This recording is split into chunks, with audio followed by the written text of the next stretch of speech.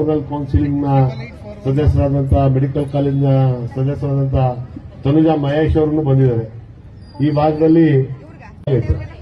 ಮತ್ತೆ ಈ ಭಾಗದಲ್ಲಿ ಹೆಚ್ಚಿನ ಜನಸಂಖ್ಯೆ ಜಾಸ್ತಿ ಇರೋದ್ರಿಂದ ನಾನು ಗೌರಲ್ ಕೌನ್ಸಿಲಿಂಗ್ ಅಂತಂದ್ರೆ ಮೆಡಿಕಲ್ ಕಾಲೇಜ್ಗೆ ಒಬ್ರು ಸದಸ್ಯರನ್ನ ನಾನು ತನುಜಾ ಮಹೇಶ್ ಅಂತ ಒಬ್ಬ ಏನು ಯಾವಾಗ್ಲೂ ಆಕ್ಟಿವ್ ಆಗಿರುವಂತಹ ಒಬ್ಬ ಮಹಿಳೆನ ಒಂದು ಹುಡುಗಿನ ನಾನು ಅದಕ್ಕೆ ಸದಸ್ಯರಾಗಿ ಮಾಡಿದ್ದೀನಿ. ಏನಕ್ಕೆ ಅಂತ ಅನ್ನುವಂಥ ಕೆಲಸವನ್ನ ಅವಳು ಮಾಡ್ತಾಳೆ. ಮತ್ತೆ ಏನಾದ್ರು ಮೇಜರ್ ವಿಚಾರ ಇದ್ರೆ ನನಗೆ ವಿಚಾರವನ್ನ ತಿಳಿಸ್ತಾಳೆ ಅಂತ ಅಂದ್ಬಿಟ್ಟು ಆ ನಂಬಿಕೆಯಲ್ಲಿ ಅವಳು ಮಾಡಿದ್ದೆ.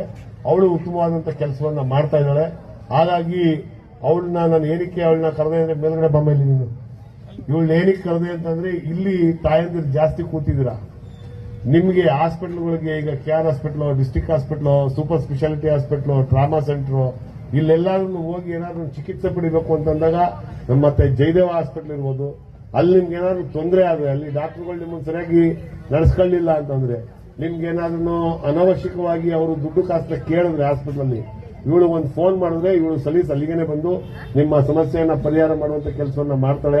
ನಾನು ಹೆಚ್ಚು ತಾಯಂದಿರು ಕೂತಿರೋದ್ರಿಂದ ಈ ವಿಚಾರವನ್ನ ತಿಳಿಸಬೇಕು ಅಂತ ನನ್ನ ಮನಸ್ಸು ಬಂತು. ಹಾಗಾಗಿ ನಾನು ಹೇಳ್ತಾ ಇದ್ದೀನಿ ಇದನ್ನ. ಹಾಗೇನೆ ನಮ್ಮ ಪಕ್ಷದ ಮುಖಂಡರುಗಳು ಸುಮಾರು ಜನ ಇದ್ದಾರೆ. ರತ್ನಮ್ಮನವ್ರು ಇರ್ಬೋದು, ನಮ್ಮ ಸುಶೀಲಾ ಮರಿಗೌಡರು ಇರ್ಬೋದು, ಎಲ್ಲರೂ